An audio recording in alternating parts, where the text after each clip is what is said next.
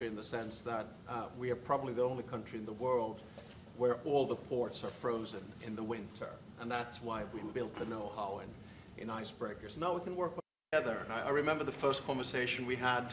You mentioned the fact that Russia has 40, and you need to start ramping this up, and this is an indication that we're going to do it, and we're going to do it together. I also think that this strengthens our bilateral relations. I know I come from a small country, but for us to be able to work together with you is extremely important from a strategic perspective as well. So we appreciate the cooperation, and we're going to deliver the first one 2028. Good. Just a little bit before a big event. Yeah. So that'll be good. But that's great. And actually, it's true. I came here and they were building an icebreaker. They had no idea what they were doing. They had no idea how much it was going to cost. They knew nothing. And we have our Secretary of the Navy right over here, and we're working on a lot more than icebreakers. We're working on some very, very big and important ships. But they had no idea what they were doing. And I was with you, and I ended up meeting you and knowing you, and I heard about Finland and their icebreakers, and I said, do me a favor, would you have your people take a look at what these people are doing? And it came out that, just as I thought, they had no idea what they were doing. And we got involved, and we ended up, we need these ships very badly, because we have a lot of territory, more than anybody. And so I'm very honored to have this deal, and thank you very much. It's going to be great. It's going to be a great partnership. And it's a great honor to have you, Mr. Prime Minister. Would you like to say something, please? First, Mr. President, thank you very much. It's a great honor to be here today. And as a Prime Minister of Finland, I want to say that this deal it's very important to Finland and our economy, because our economy is suffering a lot because of Russian aggression in Ukraine. And this deal, it means investments, it means jobs, and jobs means hope. And that's why this is so important. And I want to thank your leadership on this deal and this issue. Thank you very much. So you've been affected very badly by the war going on, the ridiculous war going on, right? Yes, because we have to close the border with Russia. We have 1,300 kilometers common border with them, and affects the atmosphere in Finland, in investments, and that's why we need good news. Our people need hope. Right. So your border is closed. It's closed. And that's because you have so many Russians trying to get in? Yes, they started to push illegal migrants to our border. That's why we were forced to close it. And people also that don't want to go into the military, I guess, trying to come through, right? Yeah, some of them are escaping. Fortunately, on our side, we don't have that problem. In Finland, no, you have a great military. We have compulsory military service, and as I always say, we have 900,000 men and women who've done it, including myself and the Prime Minister. We have 200. And you've been fighting Russia for a long time. So how many years have you been indirectly fighting Russia? Well, put it this way, we have managed our relationship since the 1300s with about 30 skirmishes, but it's been very peaceful at our border after World War II. Yeah, but it's been peaceful at our border since the Winter War and the War of Continuation.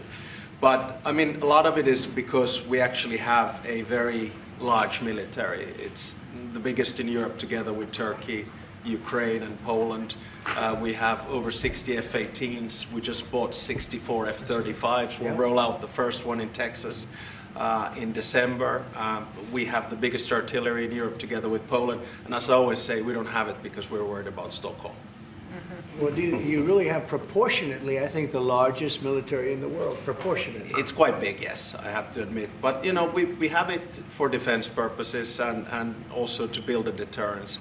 And it's worked, and I think that's one of the reasons that our relationship is so good as well. We have the Defense Cooperation Agreement with you. Right. We're new allies in NATO. Our defense expenditure is going north of 3%. We work very closely with you and the rest of our allies. And when you push the ceiling of defense expenditure in NATO to 5%, you can imagine that a country like Finland was quite pleased with that, because that means that all of the allies have to bring up their defense expenditure, and you basically increased our security just with that decision in The Hague.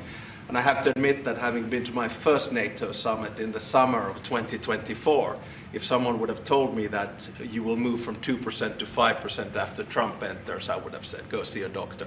But well, they had to do it, and you were great about it. Spain has not been. Spain is the one that didn't do it. And so I think you people are going to have to start speaking to Spain. The only one that didn't do it, the only NATO country that didn't do it is Spain. And you'll figure what that's all about, right? Yeah, I mean, we'll work, and I think with the leadership also, Mark Rutte, the Secretary General of NATO, I think, you know, there are a lot of commitments that have to take place, and this, of course, is going to also increase industrial defense exchanges. I think we buy 4 times more military material here from the US, and I think it's an essential part of our whole military setup in Europe.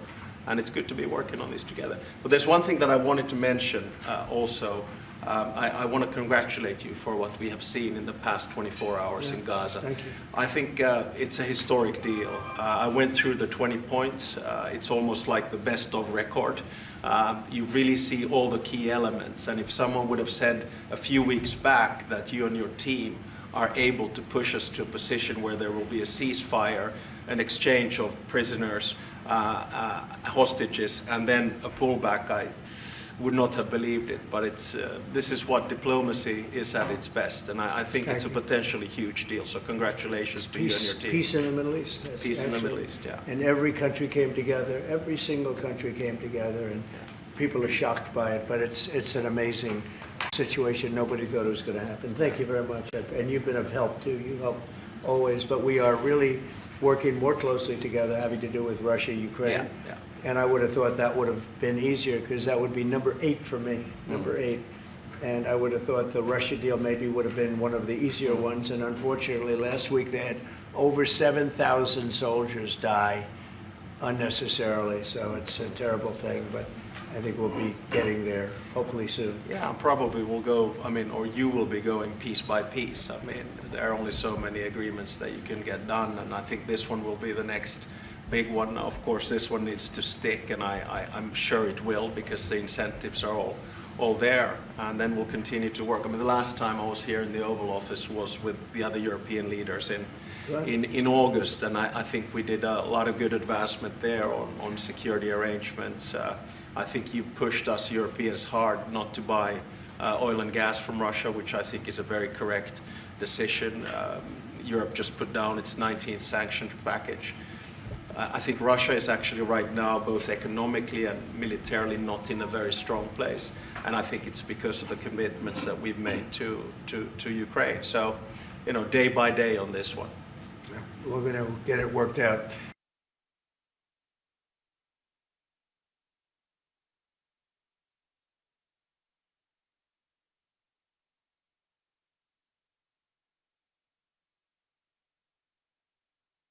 Believe that Mr. Trump deserves to win the Nobel Peace Prize tomorrow? Well, I think that's probably a decision that comes from the Nobel Committee. And my take is that there are 2 key pieces that have to be solved in the big picture. One is in the Middle East, and we're seeing the results of that. And then the other one is between Russia and Ukraine. And once those are solved, you know, and I don't see any impediments to it. Will you plan to nominate Mr. Trump next year if he doesn't win? This year? I think probably the best nomination would be coming from Zelensky and then the King of Jordan. Those would be 2 that would come. But I think you have to, I mean, my experience with the Nobel Peace Prize comes from Martti Ahtisaari, the former president of Finland. He got it in 2008, and he got it because he negotiated 3 peace agreements on 3 different continents. Namibia in Africa, Kosovo, Serbia in Europe, and then Aceh in Indonesia. And his message was always that when you do a peace agreement, the key is that it looks like an equal match, that the big guy doesn't win over the small guy, and vice versa. But I have to say that the track record of the President of the United States in the past 7 months, 8 months is rather impressive. Mr. President, thank you so much, Mr. President. First of all, thank you, all of you, in behalf of the State of Israel, for everything that you're doing for my country. I want to know, how do you see the Middle East in a year from now under your leadership? And if you see maybe option for normalization between Israel and Saudi Arabia? I think it's going to be great. I think it's the hostages will be coming back Monday or Tuesday. I'll probably be there. I hope to be there, and we're planning on leaving sometime Sunday, and I look forward to it. And everybody I see is celebrating in Israel, but they're celebrating in many other countries too. A lot of the Muslim and Arab countries, they're celebrating. Everybody's celebrating. Everybody loves the deal. So it's a great honor to have been working on it. And as you know, it's all finalized and done. We've had a lot of terrifically talented people. We've had tremendous support from UAE, Saudi Arabia. Qatar has been unbelievable, unbelievable. Egypt, as you know, and Jordan. Indonesia, I mean, it's, I don't want to leave anybody out. Just so many different countries. It's been incredible. Nobody's seen anything like it.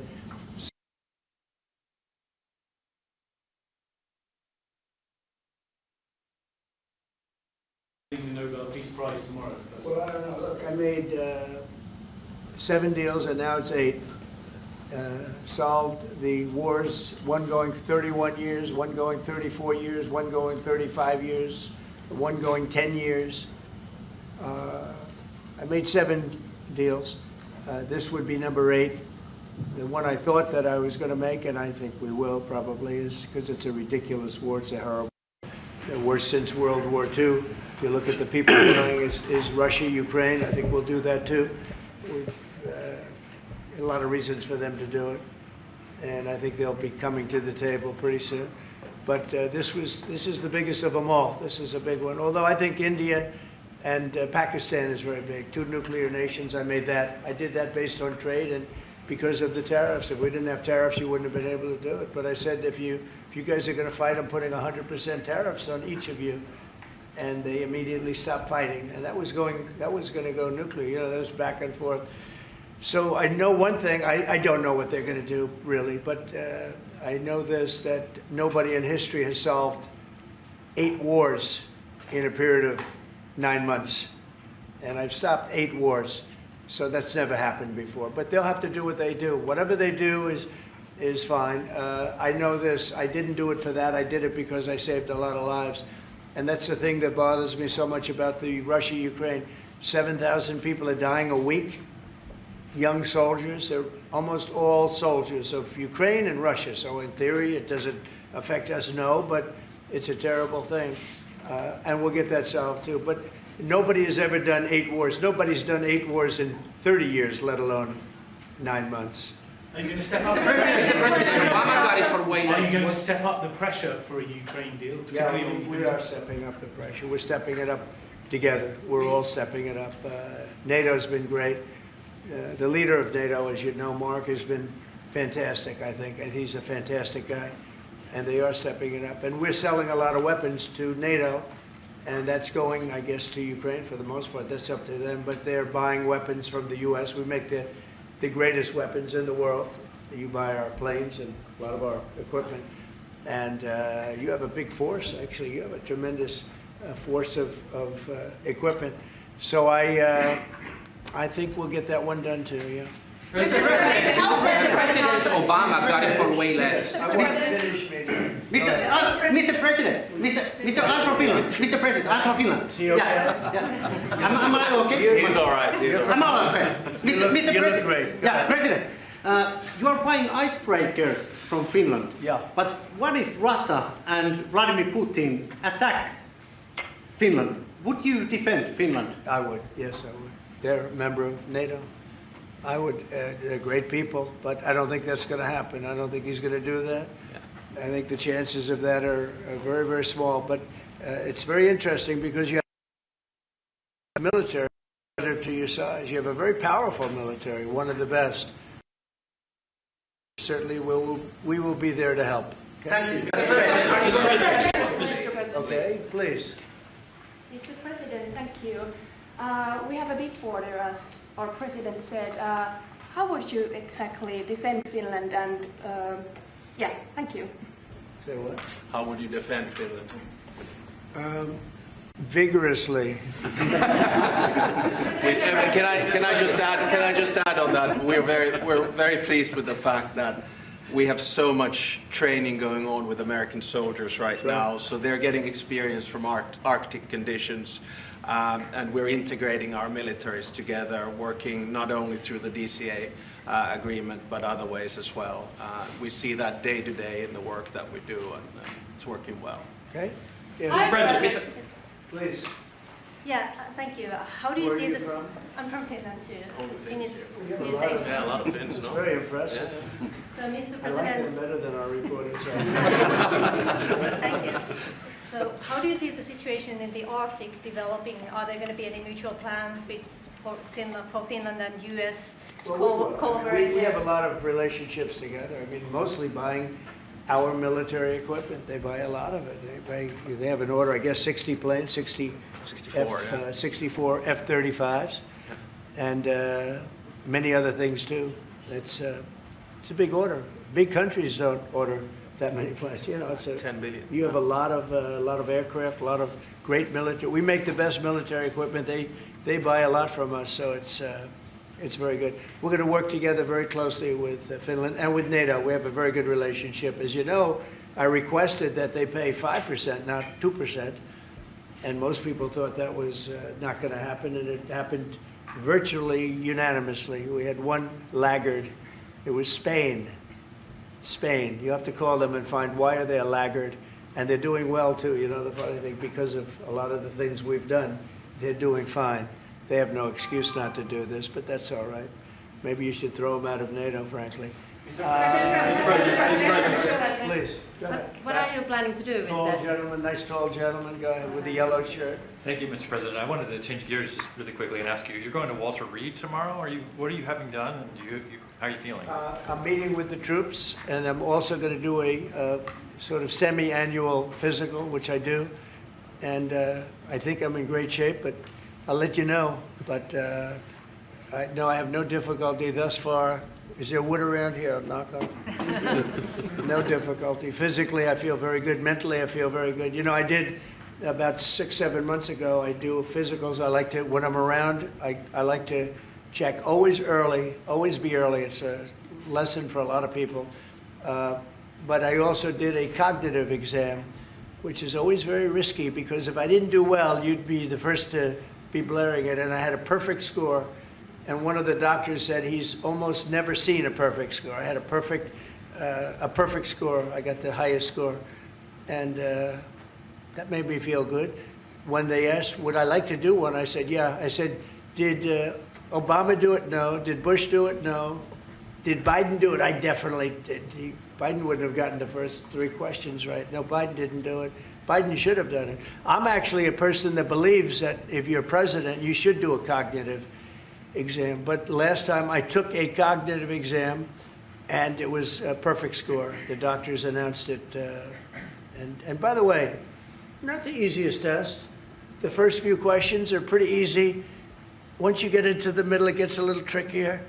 And there aren't a lot of people in this room that would get every single question right, I can guarantee you. You're putting me in a difficult spot now. Next question. Mr. President got the Nobel Peace Prize for way less than you did, and President Obama got the Nobel Peace Prize for way less. He got a prize for doing nothing. Exactly. Obama got a prize. He didn't even know what he got. He got elected, and they gave it to Obama for doing absolutely nothing but destroying our country. No, he was not a good president. The worst president was Sleepy Joe Biden, but Obama was not a good president. Are you going to do something with the They Hezbollah? gave him a prize. How many months after he won the election, then they gave him the Peace Prize, right? It was right after he was elected. Are you going to take care of My election was a much more important election. Now that you're fixing the situation between Hamas and Israel, are you going to be taking care of the Hezbollah or the Lebanese armed forces to take care of We'll it? look at that, yeah, we'll be able to do that. That will be, it's a smaller part of the puzzle, but very important part. They have a great new ambassador that I appointed, Michelle, great new ambassador, so yeah, please. You said that the hostages will be released on Monday or Tuesday. What's your strict deadline? When do they have to get released? Well, and I how just do you think it's make going to sure be Monday or party- Tuesday. It's going to be around that time, yeah. They're working on it very hard. Tuesday at They're latest. in very diverse parts of the earth, okay? They're very, very diverse. Actually, it's, I think they're going to come through. I'd be surprised if they didn't. I think it'll happen. Mr. President. Thank you, sir. The 19th point of the 20-point plan said that in the future there could be conditions in which the Palestinians might eventually get a state. Under what conditions do you think the Palestinians could have their own state in the future? We'll look at it at the time. We're going to see how it all goes. And, you know, there's a point at which we may do something that would be a little bit different and maybe very positive for everybody. But we'll be looking at that at the time. Mr. President. I think we'll get to that. I think we'll get to that period too. Yeah, please. Mr. President. Yeah, please, Glass. Thank you. Mr. President, the United States has previously said that that Europe would have to take more responsibility for its own security. Are you or the U.S. planning to withdraw some of the U.S. forces from the European soil? No, but we may move some around a little bit. I'd ask you that question, Pete. Go ahead. I think that's right, Mr. President. We're very much heartened by your leadership to get NATO to rise up to 5%, which means they can take primary responsibility for defense of the continent. But that doesn't mean America is abandoning NATO in Europe. But we could look at where our troops are postured, what makes the most sense for America and our NATO allies. We have a lot of troops in Europe, as you know, a lot. And we can move them around a little bit. But no, basically we'll be pretty much set. Go ahead, what's the second? My second question would be, are you planning to impose more sanctions on Russia at this point? I might, yeah, I might. Mr. President, your 20-point plan says we will encourage people to stay. Can you confirm that as Gaza is rebuilt, that no one will be forced to leave? Yeah, nobody's going to be forced to leave. No, it's just the opposite. This is a great plan. This is a great peace plan. This is a plan that was supported by everybody. I mean, as I said, they're dancing in the streets of many, many countries right now. It's amazing. I've never seen anything like it. No, we're not looking to do that at all. And also, Mr. President, do you think that we can see a full withdrawal? Mr. President, can you cut through the politics on the shutdown? We had another failed vote today. Can you speak to our viewers from Orlando to Sacramento? What's your message to some of these families tonight facing missed paychecks, potential layoffs, and missed benefits due to the shutdown? Yeah, I blame the Democrats. They ought to call their local Democrat representative, whether it's a senator or a congressman, and it's their fault. I mean, they admit it's their fault. They campaigned on the fact that they'd never shut down the country, but they want to shut it down. And, you know, we have the greatest economy. We're the hottest country in the world right now. I think you'd admit that. The hottest country. We went from a dead country a year ago to the hottest country in the world. So I think they probably don't like that. But we're doing great. I mean, we're doing great. I would say my message is call your local representative, congressman or senator, and tell them to get on the ball. The Democrats have caused this problem. Can I ask one more Congressman Randy Fine? Thank you, Mr. President. Where are you from? I'm from Finland.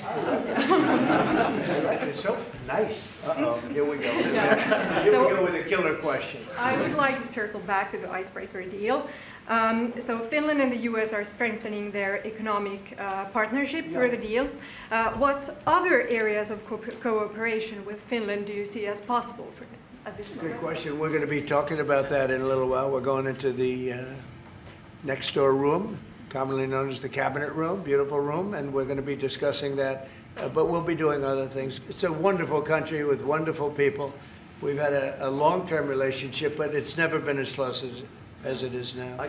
We'll be doing other things. Go ahead. I mean, we've been talking about a lot with the president. I mean, the two specific fields where I think Finland has strengths. One is quantum and quantum computing, and we know that that is basically what gives food for thought for artificial intelligence. That's very important. The second one is actually networks. And you know that there are two sort of safe and trustworthy Western networks right now. One of them is Nokia. And the other one is Ericsson. And actually 70% of all broadband in the United States is Nokia. So one of the things that we could work on together is creating the 6G space through networks. And we actually, Nokia has 7,000 people working here in the United States and an American CEO. Okay, anybody else? Mr. President.